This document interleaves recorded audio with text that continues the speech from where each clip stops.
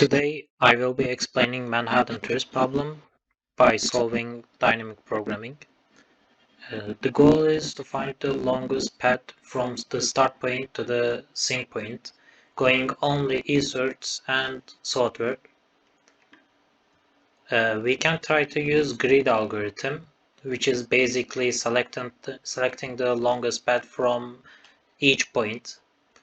However, grid algorithm does not find the optimal path. As you can see, a grid algorithm finds 23 in the given example, while the optimal path is 93.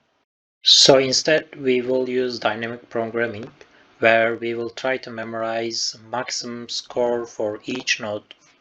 Those scores will be calculated from the previously memorized scores, where each node's score is the maximum of each incoming node's score plus the weight of the path that the incoming to the target node.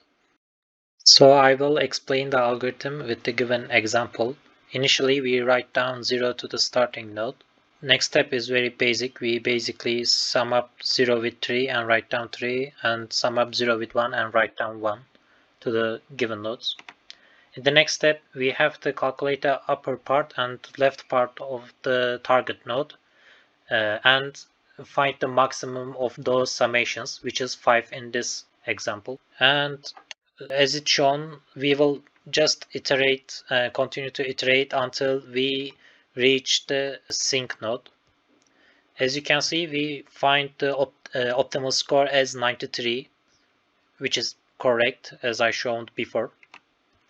To find the path, we will basically backtrack from the sink node to the starting node by using a grid algorithm, where we basically choose the path with the maximum score all the time.